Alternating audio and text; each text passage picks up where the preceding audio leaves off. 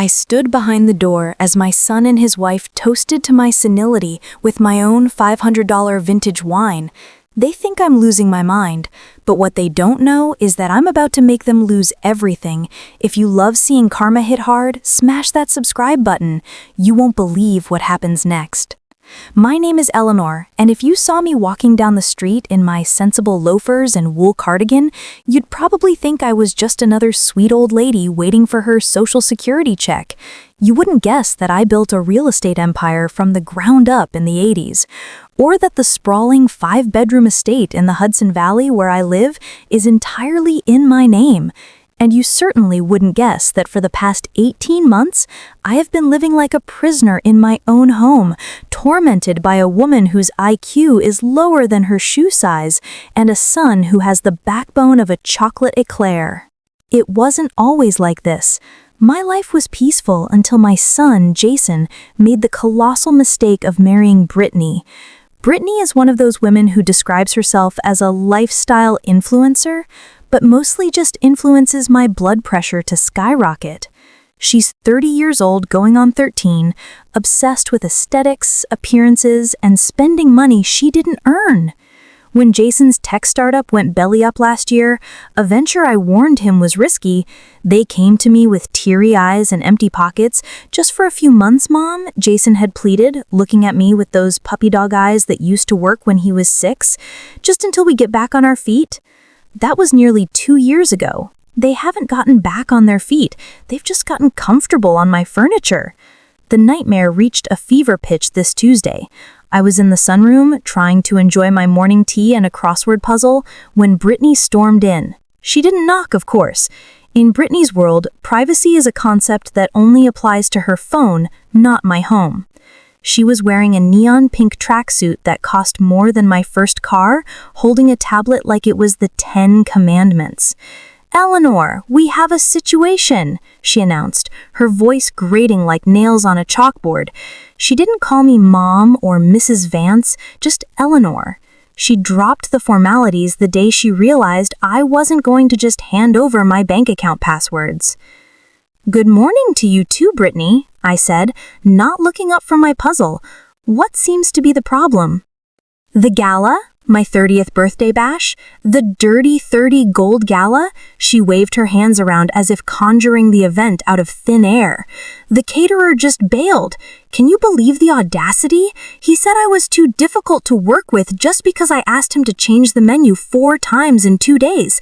People these days have zero work ethic." I took a sip of my tea, suppressing a smirk. I knew exactly why the caterer quit. I knew the man. He'd catered my company holiday parties for decades. He didn't quit because of the menu. He quit because Brittany had screamed at his staff for not folding the napkins into the shape of swans correctly. "That's unfortunate," I said neutrally. "What do you plan to do?" "Well," she said, a sickly sweet smile plastering onto her face, the kind of smile a shark gives before it bites. "I was thinking, since you're always just sitting around doing nothing, you could cook." I slowly lowered my teacup. "Excuse me?" "You know, cook. Jason says you used to make all this fancy food for your business partners back in the Stone Age. We need appetizers for 50 people, a sit-down dinner, and obviously a dessert bar. Oh, and it all needs to be gluten-free, keto-friendly, and photogenic. It's for the gram, Eleanor. If the food looks ugly, I look ugly." "Brittany," I said, keeping my voice steady though my hand tightened around the ceramic handle of my mug, "I am 72 years old. I am not catering a party for 50 drunk millennials in my own house. Hire another caterer." "We can't," she whined, stomping her foot like a toddler. "The budget is maxed out because of the DJ and the custom ice sculpture of my face. Besides, Jason said you wouldn't mind. He said you need a project to keep your mind sharp, so you don't get confused."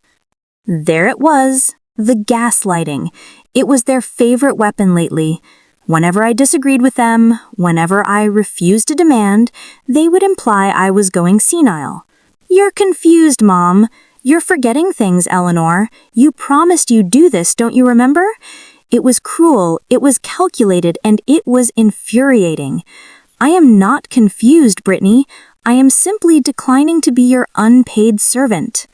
She narrowed her eyes, her fake eyelashes fluttering. Fine, be that way. But don't blame me when Jason is stressed out. You know his blood pressure is high because of all the pressure he's under trying to manage your assets. I almost laughed out loud. Jason didn't manage my assets. My team of attorneys and accountants did. Jason just managed to spend his allowance. Yes, I still gave him an allowance because I was a fool. Brittany spun around and marched out, muttering something that sounded suspiciously like useless old hag under her breath. I sat there, staring at the manicured garden beyond the glass, feeling a cold knot form in my stomach. It wasn't just the disrespect, it was the entitlement. They treated this house, my sanctuary, like a hotel where the bill never came due. They had slowly pushed my things into storage, replaced my classic art with modern monstrosities, and now they wanted me to work the kitchen like hired help. Later that afternoon, I decided to go to the kitchen to make myself a sandwich since Brittany had declared the kitchen a prep zone for the party and banned me from it earlier. The house was quiet. I assumed they were out spending money they didn't have, but as I approached the kitchen, I heard voices coming from the pantry. It was a walk-in pantry, larger than most Manhattan apartments, and the door was slightly ajar. She said no. Brittany hissed. Can you believe her? She's literally just taking up space, Jason. We need that money. I know, babe, I know. But she's stubborn. You know how she is. If we push too hard, she might call her lawyer. That's why we have to do it this weekend, Brittany insisted. Look, I looked it up. The Shady Pines facility in Vermont. It's perfect. It's in the middle of nowhere. No cell service, limited visitation. We get the doctor to sign the competency papers.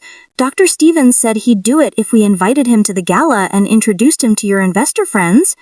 And then we ship her off. We tell everyone it was her idea, that she wanted to be closer to nature or whatever. I froze. My blood ran cold, then hot, then cold again. Shady Pines. I knew that place. It was a glorified warehouse for the unwanted elderly, a place where people were sedated and forgotten. I don't know, Britt, Jason hesitated. Vermont is far. What if she puts up a fight? She won't put up a fight if she's medicated, Brittany said, her voice dropping to a conspiratory whisper that I had to strain to hear. I still have those anxiety pills from my flight last month. We slip a couple into her tea the night of the party. She gets woozy, acts crazy in front of everyone. Bam! Proof of mental decline. We call the ambulance, they take her for observation, and by the time she wakes up, we have power of attorney. I had to cover my mouth to stop a gasp from escaping. My own son. My flesh and blood. He was listening to his wife plot to drug me and commit me to a facility so they could get their hands on my estate. I waited for him to scream at her, to tell her she was insane, to defend his mother. Okay, Jason said softly, but we have to be careful. If she suspects anything, she'll cut us off. She won't suspect a thing, Brittany scoffed, her voice taking on a conspiratory tone that I found chilling. She's old, Jason. She's past her prime. She thinks we're planning a birthday party. She has no idea she's attending her own farewell tour. I backed away from the door slowly, my heart hammering against my ribs like a trapped bird. I retreated to the library, my hands trembling as I locked the heavy oak door behind me. I sank into my leather armchair, the one my late husband used to sit in, and stared at the wall. Sadness washed over me first, a deep, crushing grief. I had raised Jason to be a good man. I had given him everything: private schools, cars, a debt-free college education, investment capital. And this was my repayment? Betrayal. But then, the sadness evaporated, burned away by a white-hot rage. They thought I was weak. They thought I was a confused old woman who could be drugged and discarded like yesterday's trash. They had absolutely no idea who they were dealing with. I didn't build a multi-million-dollar company in a male-dominated industry by being a pushover. I was a shark long before Brittany was even a minnow swimming in the shallow end. I looked at the calendar on my desk. The Gold Gala was in 3 days. Saturday night. That was their timeline. That was when they planned to drug me and humiliate me in front of their friends to build their case for my incompetence. Okay, I whispered to the empty room, my voice steady and cold. You want a show? I'll give you a show. I reached for the phone. I didn't call the police. Not yet. That would be too messy, and honestly, too kind. I needed to destroy them completely. I needed to cut the strings so thoroughly that they would never be able to climb back up. My first call was to my lawyer, Harrison. He's been with me for 40 years and is more shark than man. Harrison, I said when he picked up, I need you to come over, immediately, and bring the red bind. The hours following my surrender, or a masterclass in acting. I had to suppress every instinct I had to evict them instantly, and instead play the role of the frail, compliant grandmother they so desperately wanted me to be. I watched them from the hallway as they high-fived each other, actually high-fived, like two frat boys who just scored the winning touchdown. They thought the game was over, but the whistle hadn't even blown yet. That night, the house was silent. Jason and Brittany had gone out to some club called Velvet to celebrate their upcoming victory. They left me with a patronizing, "Don't wait up, Eleanor, we'll be late." As soon as the heavy front door clicked shut and the roar of Jason's leased Porsche faded down the driveway, I dropped the act.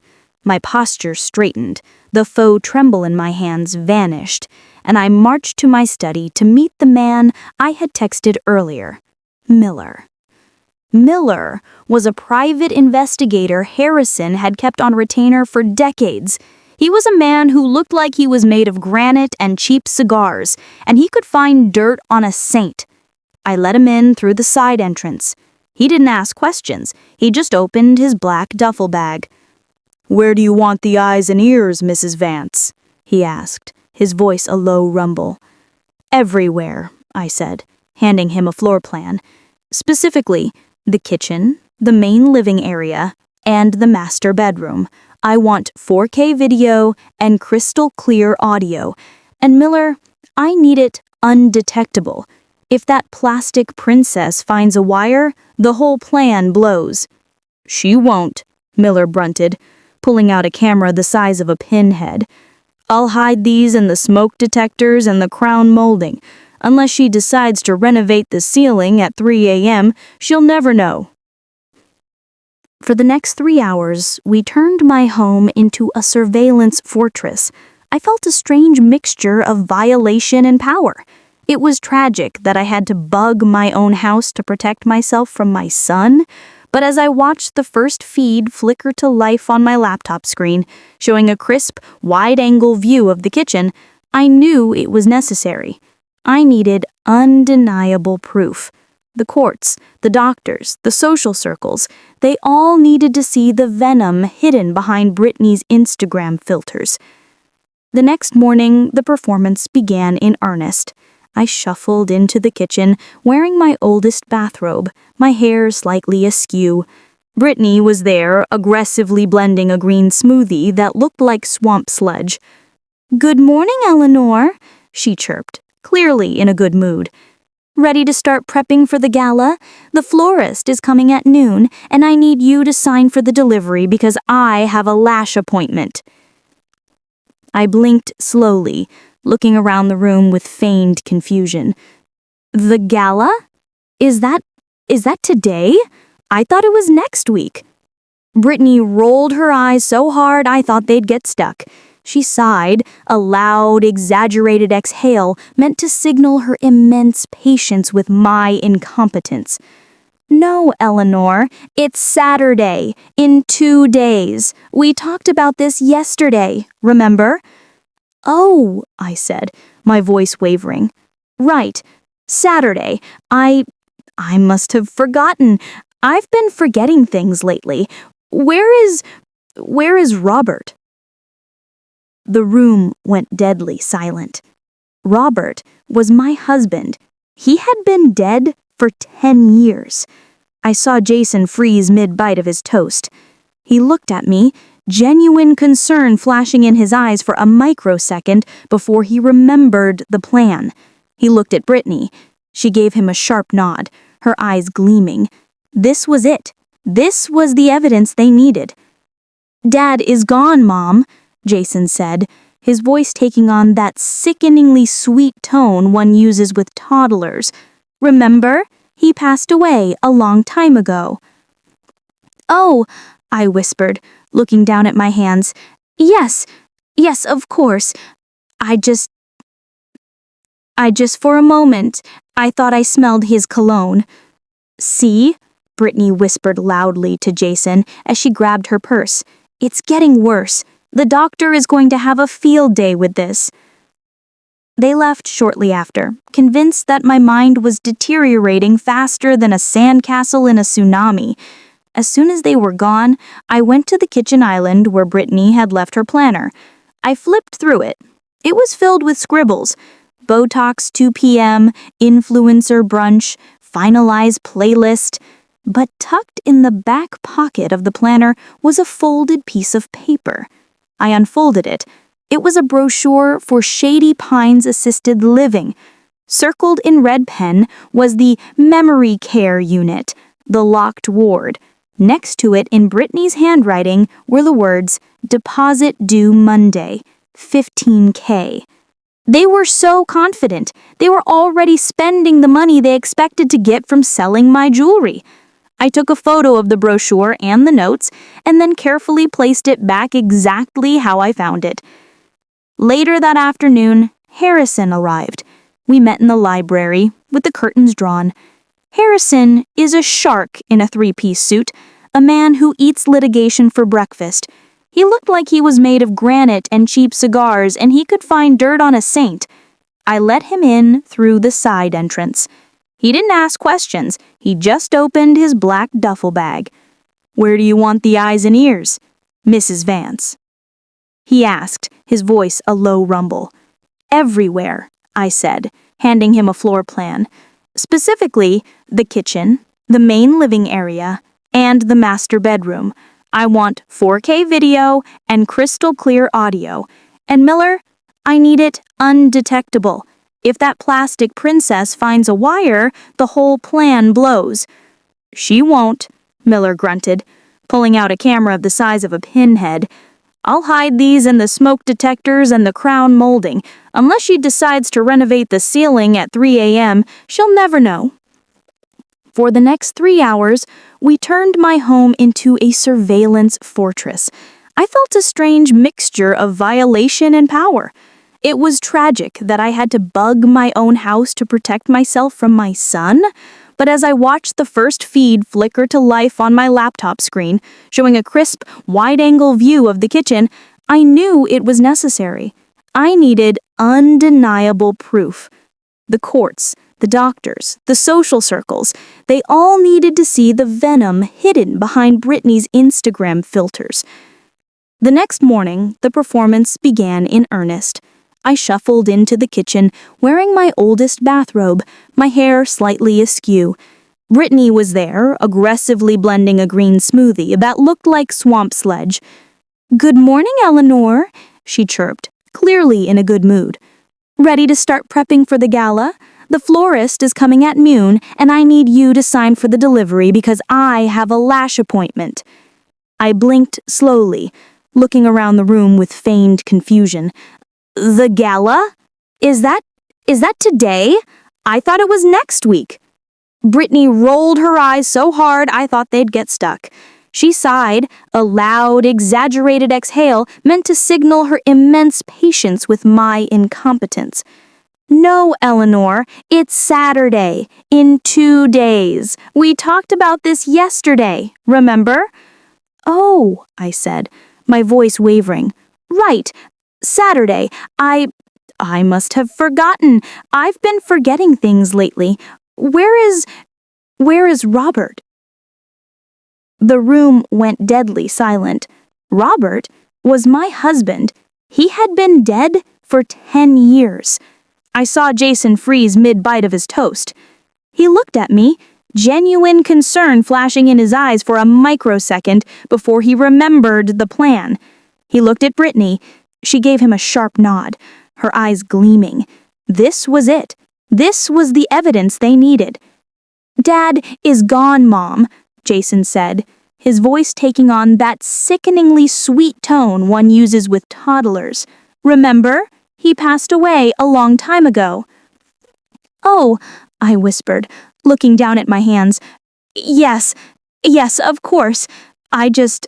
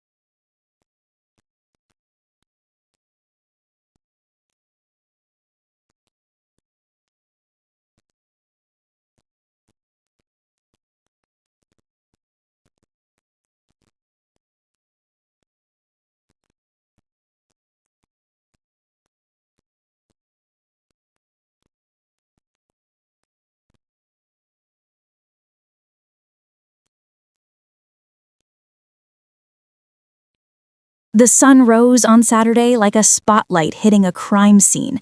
My beautiful, historic home had been transformed into what I can only describe as a Las Vegas nightclub designed by a blind person. Everything was gold. Gold balloons, gold streamers, gold tablecloths that looked like cheap foil wrappers. Brittany had even ordered a gold carpet to cover my hardwood floors in the entryway. It was tacky, expensive, and loud, a perfect metaphor for my daughter-in-law. I spent the morning dodging caterers and florists, playing the part of the confused geriatric. I walked into a wall on purpose when Jason was watching, just to see him shake his head and whisper into his phone, "Yeah, she's losing it. It's sad, really." Around 2 p.m., Brittany cornered me in the hallway. She was holding a dress that looked like a potato sack made of beige linen. "Here," she said, thrusting the hanger at me. "Wear this tonight. It fits the aesthetic." I looked at the dress. It was shapeless, drab, and completely unflattering. It was a costume. She wanted me to look frail and pathetic next to her glittering gold gown. She wanted the visual contrast to be stark, the vibrant, capable young woman versus the decaying, senile burden. "Oh, thank you, dear," I said, clutching the hanger with trembling hands. Is there a belt?" "No belt," she snapped. "Just put it on, and try to do something with your hair, maybe just a bun. Don't try to curl it, you'll burn the house down." I took the dress to my room and threw it on the bed. I would wear it all right. I would wear their costume. It would make the reveal of the warrior underneath all that more satisfying. At 4:30 p.m., I locked my bedroom door and pulled up the surveillance feed on my iPad. I knew it was time. The mixologist, a hipster with a handlebar mustache who charged $500 an hour, had set up the bar in the living room, but Jason and Brittany were in the kitchen, huddled over the island. I zoomed in on the camera feed. The quality was 4K, crisp enough to count the pores of sweat on Jason's forehead. "Do it now," Brittany whispered, her voice hissing through my iPad speakers. "The bartender is on a smoke break." I watched as my son, the boy I had taught to ride a bike, pulled the orange pill bottle from his pocket. He poured 3 pills onto a napkin and crushed them with the back of a spoon. His hands were shaking. At least he had the decency to be nervous about poisoning his mother. Brittany, on the other hand, looked like a kid in a candy store. "Put it in the golden sunset," she instructed. "The one with the extra cherry. That's how we'll know it's hers." Jason scraped the white powder into a glass filled with orange liquid. He stirred it vigorously, then added a second maraschino cherry. Perfect, Brittany grinned. She drinks that, and in 20 minutes she'll be slurring. In 40 minutes she'll be incoherent. By the time Dr. Stevens does his casual evaluation, she'll be drooling. I feel sick, Jason muttered. You'll feel better when we sell this house and move into the penthouse, she countered, patting his cheek. Eyes on the prize, babe. I closed the iPad. My heart was pounding, not with fear, but with adrenaline. The one with the 2 cherries. That was the marker. I spent the next hour getting ready. I put on the beige sack. I didn't wear makeup, letting my pale skin look even paler. I pulled my hair back into a severe, messy bun. I looked in the mirror. I looked exactly like the victim they wanted. I looked like a woman ready for Shady Pines. At 6:30 p.m., the guests began to arrive. It was a parade of the worst people in the city. Influencers with ring lights clipped to their phones, entrepreneurs who lived in their parents' basements, and social climbers who would sell their kidneys for a verified checkmark. The music started, a thumping bass that rattled my antique windows. I made my entrance at 7 p.m. I shuffled down the stairs, holding the banister with both hands. "Aw, look at Eleanor," I heard someone shout. "She made it downstairs." Brittany rushed over, looking like a disco ball in a gold sequin dress that was 2 sizes too small. She grabbed my arm, her grip tight and bruising. "So glad you could join us, Eleanor," she said loudly for the benefit of the crowd. "Come, sit down. Don't overexert yourself." She led me to a high-backed velvet chair in the center of the room, positioning me like a prop. "Everyone, say hi to my mother-in-law. She's having a difficult year, so let's show her some love." A smattering of pitying applause broke out. I smiled vacantly, nodding at people I didn't know. "Eleanor," a greasy voice said from my left. I turned to see a man in a wrinkled suit holding a glass of cheap scotch. It was Dr. Stevens. I knew him by reputation, a doctor who had lost his license in 2 other states for overprescribing opioids. "Eleanor," he smiled, his teeth yellow. "I'm a friend of Jason's. Just here to chat. Jason tells me you've been feeling a bit confused lately?" "Confused?" I repeated, widening my eyes. I don't know. Sometimes the days blend together. Who are all these people?" He nodded, tapping a note into his phone. "Disorientation. Paranoia. Check." From across the room, I saw Jason approaching. He was carrying a silver tray with 3 bright orange cocktails. My stomach tightened. This was it. "Time for a toast," Brittany shrieked into a microphone, the feedback screeching. "Everyone, grab a drink. But first, a special toast to the birthday girl, me, and to family." Jason reached us. He looked pale. On the tray sat 3 bright orange cocktails. "Here, Mom," Jason said, his voice cracking. He reached for the glass with 2 cherries. "Oh, how lovely," I said. I reached out, my hand trembling violently, a deliberate spasm. As my fingers brushed the glass, I accidentally knocked the tray. "Oops," I cried out. The tray didn't flip, but the glasses rattled and slid. Jason instinctively used both hands to steady it. In that split second of chaos, while his eyes were on the tray and Brittany was looking at the camera crew she had hired, I reached out and grabbed a glass. Not the double cherry one, a single cherry one. "I got it! I saved it!" I exclaimed, clutching the safe drink to my chest. Jason looked at the tray. The double cherry glass was still there. He let out a breath he had been holding. He assumed I had grabbed the wrong one by mistake, or that he could just hand the drugged one to me now. But I was too fast. "Oh, Jason," I said, pointing to the double cherry glass. "It has extra fruit. You love cherries. Remember when you were a boy?" I said it loud enough that people nearby turned to look. "Go on! Take it! Don't be rude to your mother!" Jason froze. He knew. He knew that was the poison chalice. He looked at Brittany. Brittany, however, was not paying attention to the cherries. She was staring at the live stream on her phone, checking her angles. She saw Jason hesitating and frowned. "Jason, just drink the damn toast," she hissed through her teeth, smiling for the camera. "We're live." Jason stammered. "I'll take it," Brittany snapped. She was impatient. She wanted the toast over so she could get back to being the center of attention. She didn't know about the cherry code. She just saw a drink and a stalled moment that was ruining her vibe. She reached over and snatched the glass with the 2 cherries from the tray. "To me!" she shouted, raising the glass. Jason's eyes went wide. He opened his mouth to stop her, but it was too late. Brittany tilted her head back and downed half the cocktail in one large, greedy gulp. "Cheers," I said, taking a tiny, polite sip of my safe drink. Jason stood there, petrified. He looked at me.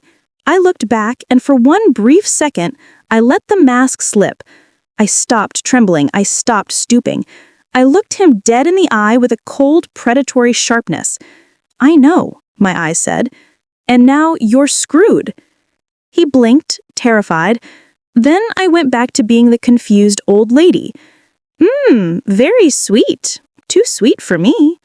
I set my glass down on a passing waiter's tray. Brittany finished her drink. "Whoa, that kicks," she laughed. "Okay, everyone, dance floor open." The music swelled. Brittany ran to the center of the room, dragging her friends with her. Jason stayed by my side, sweating profusely. "Mom, did you what, dear?" "Oh, look at Brittany dance. She has so much energy. I wonder how long that will last." I checked my watch. 7:45 p.m. Lorazepam, especially when crushed and mixed with alcohol, acts fast. She had maybe 15 minutes before the glitch started. I decided to make my way to the corner of the room where Harrison had just arrived. He was standing in the shadows looking like an undertaker at a carnival. I shuffled over to him. "Did you get it?" I asked, keeping my voice low.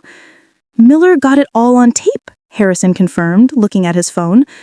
"The crushing, the mixing, the handoff, and the switch, or rather, the self-own. It's poetic, Eleanor." "Is the projection system ready?" I asked. "Connected to the main DJ booth. We have remote override capability whenever you give the signal." "Not yet," I said, watching Brittany twirl on the dance floor. She stumbled slightly, then laughed it off. It was starting. "Let's wait until the cake cutting? I want Dr. Stevens to have a really good look at her symptoms." 10 minutes passed. The change in Brittany was subtle at first. Her movements became a little laggy, like a video buffering. She was talking to a group of girls, and I saw her head bob, her eyelids drooping heavily. She shook her head, trying to clear the fog. The bass cut out instantly, leaving a ringing silence that felt heavier than the music. The massive LED screen behind the DJ booth, which had been displaying a looping animation of Brittany's initials in gold sparkles, flickered black for a second. Then it illuminated the room with a crisp, high-definition video feed. A collective gasp swept through the room like a sudden draft. On the screen, larger than life, were Jason and Brittany, standing in my kitchen. The timestamp in the corner read, "Yesterday, 4:12 p.m." The audio boomed through the expensive sound system, crystal clear. "Do it now," Brittany's digital voice hissed, echoing off the high ceilings. "The bartender is on a smoke break." The guests watched, paralyzed, as the video showed my son pulling the orange pill bottle from his pocket. The camera zoomed in. Miller had done some excellent post-production work, showing the white pills being crushed on the marble countertop. "Put it in the golden sunset," Brittany instructed on screen. "The one with the extra cherry. That's how we'll know it's hers." I stood in the center of the room, watching the color drain from Jason's face. He looked like a man watching his own execution. He lunged toward the DJ booth, his eyes wild. "Turn it off! Cut the feed, now!" But Miller, my private investigator, stood at the top of the booth steps. He crossed his arms over his chest, a wall of muscle that Jason had zero chance of moving. "Technical difficulties, boss," Miller drawled, "not moving an inch."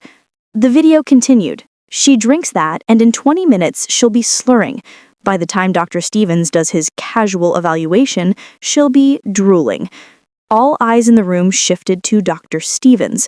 The disgraced doctor, who had been sipping champagne near the chocolate fountain, suddenly looked like he wanted to dissolve into the floor. He started backing away toward the patio doors, but Harrison, my lawyer, stepped into his path with a polite but firm smile. I wouldn't leave just yet, doctor, Harrison said loud enough for the nearby guests to hear. The police will want a statement regarding your involvement in this conspiracy. On the floor, Brittany was trying to push herself up. The lorazepam had fully kicked in, leaving her limbs heavy and her speech garbled. She squinted at the giant screen, her brain too fogged to comprehend that she was the star of this horror movie. What? What is that? She mumbled, drool actually escaping the corner of her mouth, a poetic irony considering her earlier prediction about me. Jason turned to the crowd, his hands raised in a pathetic surrender. Guys, this is a deepfake. It's AI. You know how technology is. Someone is trying to sabotage us. Oh, save it, Jason, I said. My voice wasn't loud, but in the dead silence of the room, it carried like a gunshot. I walked toward him. I didn't shuffle. I didn't hunch. I walked with the stride of a woman who crushed competitors for breakfast in the 80s. I snatched the microphone from the stand where Brittany had dropped it. It's not AI, I addressed the room, looking directly into the lenses of the live-streaming phones held by the shocked influencers. It's 4K surveillance footage from the cameras I had installed 3 days ago, because I knew my son and his wife were plotting to harm me. Mom, please, Jason whispered, tears streaming down his face. Don't do this. I'm not doing anything, Jason, I replied, cold, hard facts. You did this. You crushed the pills. You mixed the drink. You tried to poison your own mother to steal her house. The only reason Brittany is currently swimming in broken glass in her own hubris is because I switched the cups. A murmur of shock rippled through the crowd. The livestream chat, which I could see scrolling on a monitor near the stage, was moving so fast it was a blur. Hashtag #EvilDIL, hashtag Grandma Snapped, and hashtag Jail Arrow were already trending. But wait, I said, a cruel smile touching my lips. There's more. Miller. The video on the screen changed. It was no longer the kitchen, it was the living room from 2 nights ago. Brittany was sitting on the sofa with her phone, talking to Jason. I can't believe I have to invite Valerie. She's such a cow, and her husband is broke. He just leases that BMW to look rich. They're pathetic. In the crowd, a woman in a red dress, Valerie, gasped and covered her mouth. Her husband looked ready to punch a wall. The video cut to another clip. And don't get me started on the squad. Jessica, Amanda, Chloe, they're all just leeches. I only hang out with them because they have high engagement numbers. Once we get Eleanor's money, I'm dumping them. I'll upgrade to celebrity friends. The squad, a group of 4 women who had been inseparable from Brittany all night, stood frozen. Their faces morphed from confusion to pure, unadulterated fury. One of them, a blonde girl named Jessica, marched over to where Brittany was lying on the floor. You fake plastic witch, she screamed, dumping her entire glass of red wine over Brittany's gold dress. No, stop, Brittany moaned, too weak to defend herself, as the wine soaked into the sequins. Okay, show's over, Jason yelled, trying to regain control. Everyone get out, party's over, get out of my house. Your house? I interrupted, laughing softly. It was a dark, dry sound. Jason, you haven't paid a mortgage bill in your life. And as of this morning, you don't even own the shirt on your back. I signaled to Harrison. He walked over and handed me a thick leather folder. I opened it, showing the legal documents inside to Jason. What is this? He stammered, his hands shaking so hard he could barely hold the paper. That, I pointed, is the purchase agreement for your debt. I bought it all, Jason. Your maxed out credit cards, your defaulted business loans, and yes, the predatory loan Brittany took out for her brand launch. I own your debt. And since you've missed your last 3 payments, I am exercising my right to seize collateral. I turned to the window, pointing toward the driveway where Jason's pride and joy, a leased Porsche 911, was parked. The tow truck is already at the gate for the car. And as for this house, it's mine. It has always been mine. You and Brittany are merely guests who have overstayed their welcome by about 5 years. Jason fell to his knees. It was a pathetic sight. Mom, Eleanor, please, we can fix this. We can go to therapy. I'm your son. You ceased to be my son the moment you tried to chemically lobotomize me for a payout, I said, my voice devoid of emotion. You are now just a trespassing tenant. I looked at the crowd who were watching this drama with rapt attention. "The party is over," I announced. "The police are on their way to collect the evidence of the attempted poisoning. If I were you, I wouldn't want to be here when they start asking questions about who saw what." The stampede was immediate. It was like rats fleeing a sinking ship. The friends, the hanger-ons, the influencers, they all scrambled for the door, desperate to avoid being associated with the disaster. Within 3 minutes, the room was empty of guests. The only people left were me, Harrison, Miller, Jason kneeling and sobbing, Dr. Stevens being detained in the corner by Miller's associate, and Brittany. Brittany was starting to come around a bit more. The shock of the wine and the noise had pierced through the fog. She sat up, looking around the empty room, the red wine stain on her dress looking like a gunshot wound. Where did everyone go?" she slurred. "My gala." "Your gala is canceled, honey, and so are you." She looked up at me, hatred burning through her glazed eyes. "I hate you. I always hated you, you old hag." "I know," I replied calmly. "The feeling is entirely mutual. But the difference is, I own the roof over your head, and you are currently sitting in a puddle of cheap wine and failure." Sirens wailed in the distance, getting louder. Blue and red lights began to flash against the gold-draped windows, creating a disco effect far more terrifying than the one Brittany had planned. Jason looked up, panic seizing him. "Mom, the cops. You called the cops? You can't send me to jail. I'm your family." "You should have thought about that before you crushed those pills, Jason," I said, turning my back on him. "Family doesn't drug family. Criminals do, and I have zero tolerance for criminals in my home." The front doors burst open. Officers swarmed in, looking confused by the gold decorations and the smell of spilled alcohol. "Mrs. Vance?" a sergeant asked, stepping forward. "I'm Eleanor Vance," I said, smoothing my dress, the beige sack that now felt like a judge's robe.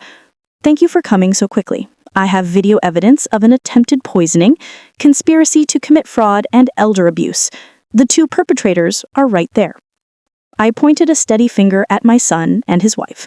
As the officers moved in, cuffing Jason's hands behind his back, he screamed.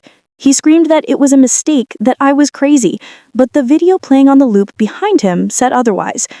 Brittany was less vocal. She was too drugged to walk, so they had to half carry, half drag her out. As they hauled her past me, her heels leaving streaks on the floor, she locked eyes with me. "This isn't over," she mumbled. "Oh, I know," I whispered back, watching them get shoved into the back of separate squad cars. "I haven't even started on your credit score yet." The house finally fell silent. The gold balloons bobbed aimlessly in the air conditioning. The cake, uncut and ridiculous, sat on the table. Harrison walked up to me, handing me a glass of water. "Well, that went according to plan," he said. "Better than plan," I corrected. "But we have a lot of work to do. I want every trace of them gone by Monday. I want the locks changed tonight. And Harrison—" "Yes, Eleanor."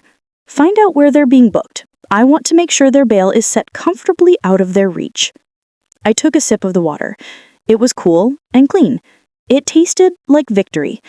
But as I looked around my trashed living room, I knew the battle was won, but the war for my peace of mind was just beginning. They were gone. But the mess they left behind, emotional and financial, was massive, and I intended to scrub it clean, even if I had to use their tears to do it. "Miller," I called out to the DJ booth, "you can kill the video." The silence that filled my house on Sunday morning was worth every penny I'd spent on the private investigator. It wasn't just quiet, it was a pure, cleansing silence. No bass thumping, no heels clicking, no shrill voices complaining about the lack of oat milk. Just the gentle hum of my central air and the efficient sounds of the professional cleaning crew I'd hired at double time to scrub the gold gala out of existence. I stood in the foyer, sipping my Earl Grey, watching a team of men roll up the tacky gold carpet Brittany had glued to my vintage hardwoods. It made a tearing sound as it came up, like a giant Band-Aid being ripped off. "Be careful with the finish," I instructed the foreman. "If there's residue, bill it to the Jason Vance account. Not that it has any funds, but it's the principle." "Yes, ma'am," he nodded, looking a bit terrified of me. "Good." I spent the day supervising the exorcism of my home. The gold balloons were popped one by one, pop, pop, pop. A rhythm that felt strangely therapeutic. The VIP lounge sign was tossed into a dumpster, but the real work was upstairs. I walked into the master suite, my master suite, which Jason and Brittany had commandeered 18 months ago. It smelled like self-tanner and desperation. I opened the walk-in closet. It was packed floor to ceiling with clothes, most of them with tags still on, paid for with the credit cards I now owned. "Miller," I said into my phone. My PI was still on the payroll. I wasn't done with him yet. "Go ahead, Mrs. Vance," his gruff voice answered. "I need a consignment team here by noon. Everything with a label goes. Gucci, Prada, Balenciaga. If it's real, sell it. If it's fake, and knowing Brittany, half of it is, burn it." "Copy that." "And the, personal items?" I said coldly. "Box them up. I'll have them sent to the county jail. I hear they have a strict limit on personal effects, so maybe just the toothbrushes. They'll need those." By Monday morning, the house was beginning to look like my home again, but the real show was happening downtown. It was arraignment day. I dressed in a sharp navy Chanel suit, armor for the modern battlefield. Harrison picked me up in his town car. He looked grim, but satisfied. "The district attorney is pushing for attempted assault and conspiracy," Harrison briefed me as we drove. "The video is damning, Eleanor. Plus, the drug test on Brittany came back positive for lorazepam, since she didn't have a prescription and the bottle had the label scratched off. They're slapping her with possession of a controlled substance, too." "And Jason?" I asked, looking out the window at the passing autumn leaves. "He's singing like a canary," Harrison sighed. "Tried to cut a deal immediately. Said it was all Brittany's idea, that he was coerced. He's throwing his wife under the bus to save his own skin." "Pathetic," I muttered. He never did have a spine, just like his father. We arrived at the courthouse. The press was there, of course. The video of Brittany falling into the glass went viral. Hashtag #GoldGalaFail was trending on Twitter, right alongside hashtag #GrandmaDon'tPlay. I walked past the cameras with my head high, ignoring the shouted questions. "Mrs. Vance, did you know? Is it true you own their debt?" I gave them nothing but a stoic expression. Inside, the courtroom smelled of stale coffee and misery. I took a seat in the back row. When the bailiff brought them in, I almost didn't recognize them. Jason looked 10 years older. His designer haircut was matted, his face covered in gray stubble. He was wearing an orange jumpsuit that clashed horribly with his complexion. He scanned the room, his eyes frantic, until they landed on me. He mouthed the word, "Mom." I didn't blink. I looked right through him as if he were a smudge on a window pane. Brittany was worse. Without her contouring, lashes, and hair extensions, which I assumed had been removed for safety reasons, she looked like a frightened child. Her eyes were puffy and red. She slumped in her seat, refusing to look at anyone. The judge, a no-nonsense woman named Judge Holloway, peered over her glasses at the two of them. "Mr. Vance, Mrs. Vance, you are charged with conspiracy to commit assault, administering a noxious substance, and elder abuse. How do you plead?" "Not guilty," Jason's public defender squeaked. Brittany's lawyer, a court-appointed regular who looked exhausted, mumbled the same. "The prosecution requests bail be set at $100,000 each," the A announced, given the defendants' attempts to manipulate the victims' finances and their potential flight risk. "Your Honor," Jason's lawyer interrupted, "my client has no assets. He is destitute. We request release on his own recognition." Judge Holloway looked at the file. "It says here you were living in a multi-million-dollar estate?" "My mother's estate, Your Honor," Jason said. She kicked us out."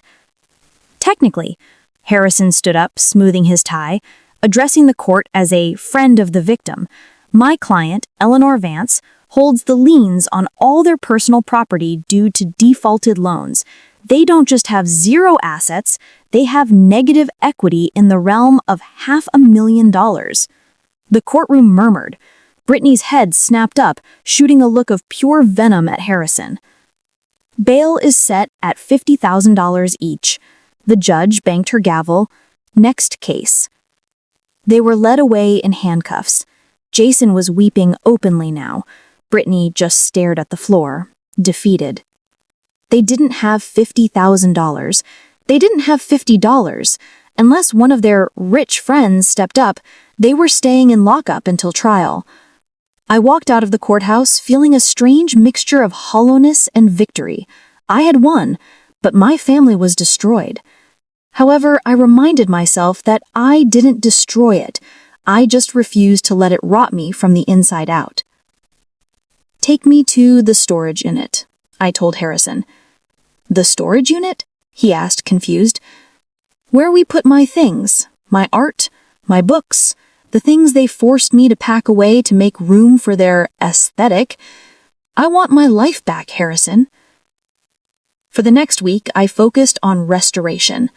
I brought my oil paintings back out. I put my antique rugs down. I filled the house with fresh flowers, real ones, not the plastic nonsense Brittany preferred. But the world outside wasn't done with the Vances. On Wednesday, my phone rang. It was an unknown number. I usually ignore them, but curiosity got the better of me. "Hello?"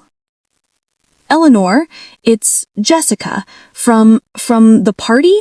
The voice was high-pitched and nervous. It was the girl who dumped the wine on Brittany. "I remember you," I said dryly. "The one with the aim." "Right, yeah. Look, I'm so sorry about everything. We had no idea Britt was like that. Totally psycho, right?" "What do you want, Jessica?" "Well," she hesitated, "I have a podcast, Tea with Jess, and we're doing a deep dive on the Gold Gala scam. I was wondering if you wanted to come on and tell your side. It would be huge. We could monetize the—" I hung up. Parasites, I thought. Every single one of them. But Jessica's call alerted me to something. I opened my laptop and searched for Brittany's name. It was a massacre. The internet had turned on her with the ferocity of a starving pack of wolves. Her Instagram comments were flooded with clown emojis and demands for refunds on the lifestyle courses she had sold. People were dissecting her old posts, pointing out photoshopped waists and rented handbags. She wasn't just canceled, she was being erased. Then, on Friday afternoon, I got the notification I had been waiting for. Movement on the Jason Vance account. I logged into the banking portal. Someone had posted bail. Not the full amount. They had used a bail bondsman, meaning they only needed 10%, about $5,000 each. I frowned. Who gave them $10,000? I called Miller. Find out who posted bail. 10 minutes later, he called back. "You're not going to believe this, boss. It was a GoFundMe." "A what?" "A GoFundMe page titled Help Victims of a Misunderstanding. Looks like Brittany's sister in Ohio set it up. They spun a sob story about how the video was taken out of context, and you're a vindictive billionaire. They scraped together just enough to get them out." I felt a cold rage settle in my chest. They were out. "Where are they going, Miller?" he said. "Well, that's the fun part," Miller chuckled, darkly. "They listed your address as their residence on the release forms. They think they can just come home because eviction takes usually 30 days. "They are mistaken," I said, standing up and walking to the window. The sun was setting, casting long shadows across my lawn. Harrison filed an emergency restraining order the night of the arrest. If they step foot on my driveway, they go straight back to jail for violating a court order. They might not know that yet.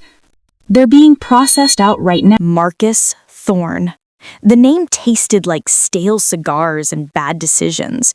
In the 90s, Marcus was the kind of developer who would pave over a playground to build a parking lot. I beat him on the riverfront deal in 98, and he had held a grudge ever since. It wasn't surprising he was bankrolling my son's legal defense. Marcus would spend $1 million just to see me lose 10. But what Marcus didn't realize was that the game had changed. He was playing by the old rules of intimidation and money. I was playing by the new rules of digital warfare and forensic accounting. He's funding them through a shell company in the Caymans, Harrison told me the next morning, laying a stack of papers on my dining table. Technically, it's a charitable donation to their legal defense fund. He's using it as a tax write-off. Of course he is, I said, stirring honey into my tea. Marcus never does anything out of the kindness of his heart. He thinks if he drags this out in court, I'll settle just to make it go away. He thinks I'm tired. Are you? Harrison asked, raising an eyebrow. I'm just getting warmed up, I smiled. Miller found something, didn't he? Harrison grinned. Miller found everything. It turns out Marcus isn't just helping Jason and Brittany. He's using their case to launder money. He's inflating the legal fees, paying his own firm, and funneling the cash back into his personal accounts. It's sloppy, Eleanor. He got lazy. Perfect, I said. Set up a meeting, not with his lawyers, with him. The meeting took place 2 days later at a neutral location, a high-end steakhouse downtown. Marcus walked in looking like a caricature of a villain.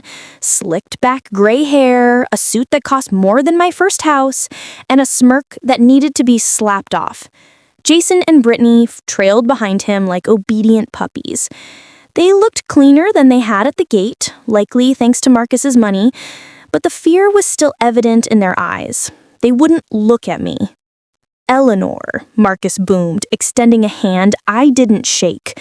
You look, well, for someone going through such a turbulent family crisis. Cut the act, Marcus, I said, gesturing for them to sit. I'm not here to reminisce. I'm here to give you an off-ramp before you drive off a cliff. Ha ha ha, an off-ramp. Eleanor, my lawyers are going to shred you. That video, we have experts ready to testify it's a deepfake. We're going to sue you for defamation, emotional distress, and unlawful eviction. By the time we're done, I'll own that drafty old house of yours, and Jason here will be the landlord. Brittany perked up at this, a flicker of her old arrogance returning. Yeah, she chimed in, crossing her arms. My brand is ruined because of you. Your brand was ruined the moment you decided to be a criminal, dear. I shot back without looking at her. I kept my eyes locked on Marcus. Marcus, you're backing a losing horse, but that's not why I'm here. I'm here because of the Orion Trust.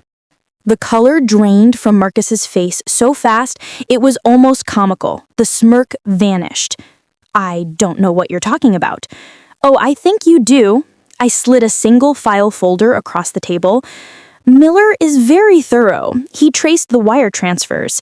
You're overbilling Jason's defense fund by 400% and funneling the excess into the Orion Trust, which coincidentally pays for your mistress's condo in Miami.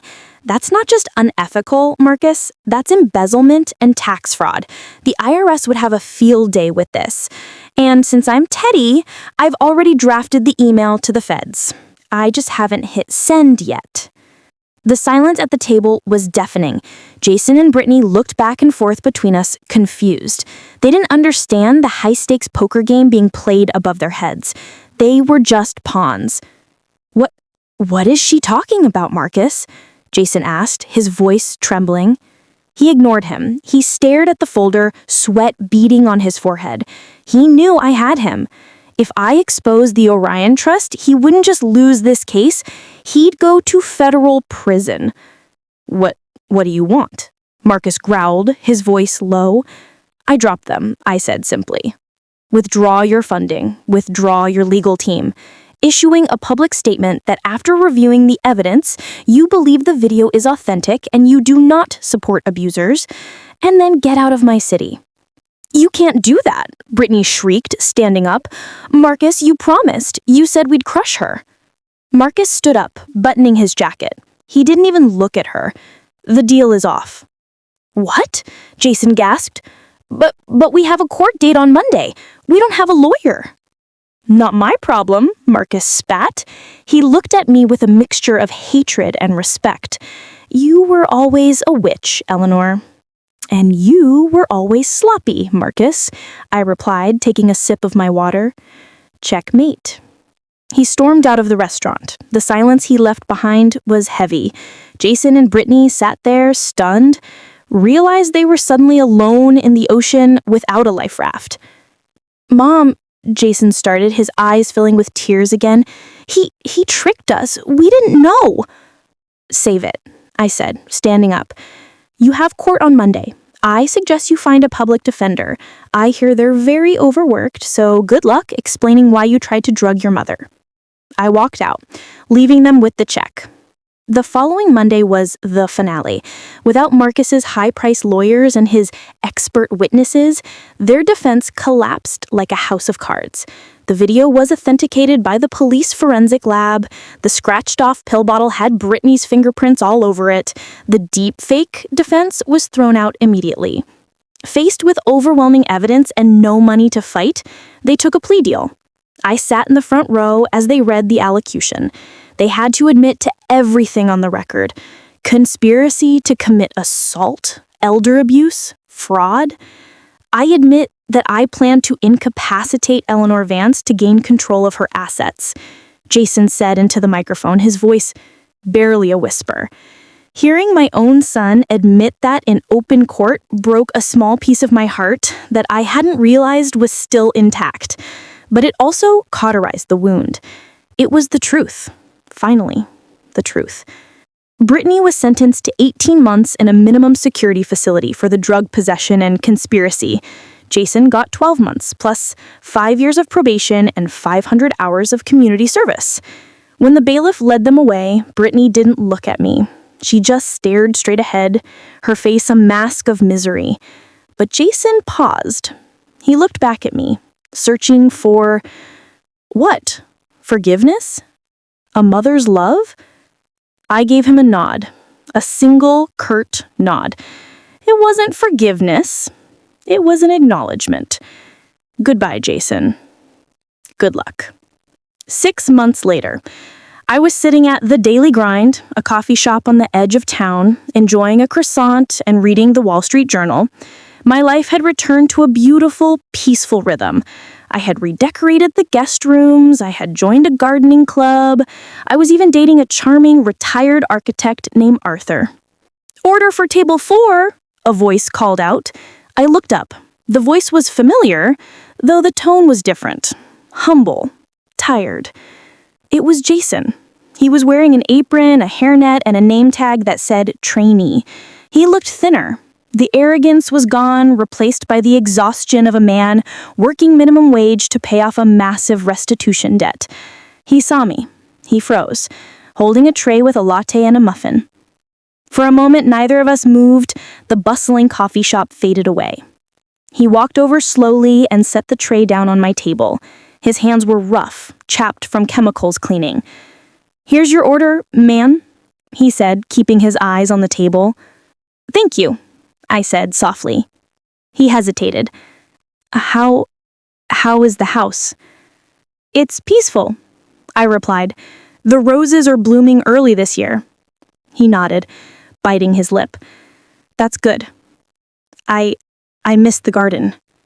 "Choices have consequences, Jason," I said, not unkindly, but firmly. "You chose the quick path, the greedy path. Now you have to walk the long road." "I know," he whispered. "I'm sorry, Mom. I really am." "I know you are. But sorry doesn't pay the bills, does it?" "No," he sighed. "It doesn't." "Back to work, Vance," the manager shouted from behind the counter. Jason flinched. "I have to go." "Go on," I said. He turned and walked back to the counter, head down to scrub the espresso machine. I watched him for a moment. It wasn't the future I had dreamed for him when I held him as a baby. But it was the future he had earned. He was finally learning the value of $1 and the weight of hard work. Lessons I should have taught him sooner, perhaps, but better late than never. I finished my croissant, wiped the crumbs from my lip, and stood up. I walked out of the coffee shop and into the bright, warm sunshine. Brittany was still in prison, likely trying to hustle cigarettes for extra commissary. Jason was scrubbing dishes. Marcus Thorne was under IRS investigation. And me? I was free. I got into my own car, paid for with my own money, and drove home. As I pulled through the gates of my estate, I looked at the beautiful brick facade. It wasn't just a house anymore. It was a fortress. It was a trophy. I had survived the betrayal of the people closest to me. I had